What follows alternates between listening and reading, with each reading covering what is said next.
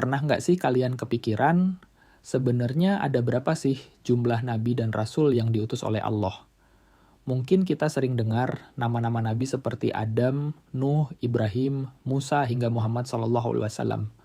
Tapi, apakah cuma mereka saja? Yuk, kita kupas tuntas dengan gaya santai tapi tetap berbobot. Perbedaan nabi dan rasul. Sebelum masuk ke jumlahnya, kita perlu paham dulu nih, apa bedanya nabi dan rasul? Jadi, semua rasul itu nabi, tapi nggak semua nabi itu rasul. Bingung? Tenang, kita jelasin pelan-pelan. Nabi, mereka adalah orang yang menerima wahyu dari Allah untuk dirinya sendiri, dan tidak diwajibkan menyampaikan kepada umat. Biasanya, mereka melanjutkan ajaran rasul sebelumnya. Rasul, mereka menerima wahyu dan diperintahkan untuk menyampaikannya kepada umatnya. Biasanya, rasul diutus dengan syariat atau ajaran baru yang mungkin berbeda dari sebelumnya. Nah, dengan memahami perbedaan ini, kita bisa lanjut ke pertanyaan berikutnya. Berapa sih jumlah mereka, jumlah nabi dan rasul? Ada sebuah hadits yang sering dijadikan rujukan mengenai jumlah nabi dan rasul.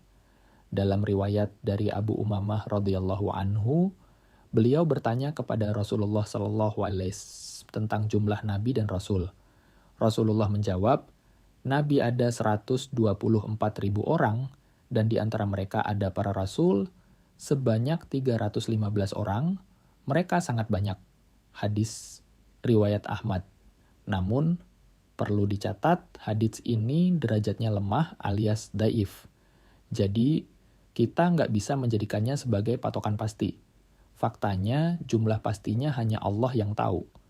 Dalam Al-Quran, Allah berfirman, "Dan sesungguhnya telah kami utus beberapa orang rasul sebelum kamu, di antara mereka ada yang kami ceritakan kepadamu, dan di antara mereka ada pula yang tidak kami ceritakan kepadamu."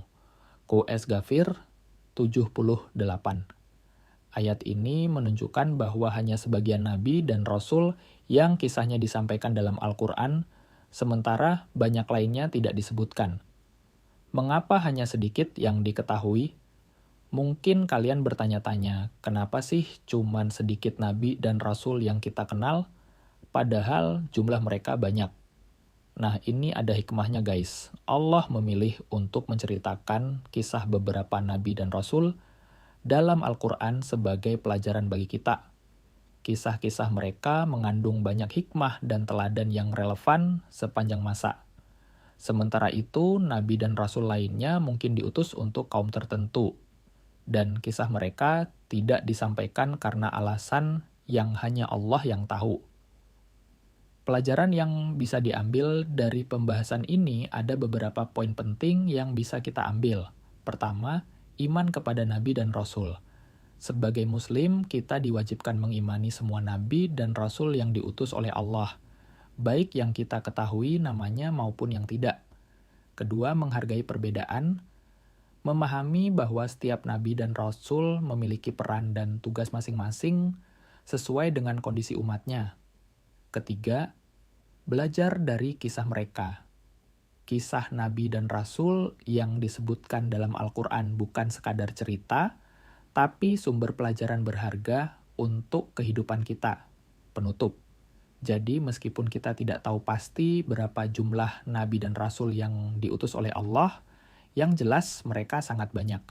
Tugas kita adalah mengimani mereka dan mengambil pelajaran dari kisah-kisah yang telah Allah sampaikan. Semoga pembahasan ini menambah wawasan dan keimanan kita. Terima kasih sudah menyimak. Sampai jumpa di video berikutnya.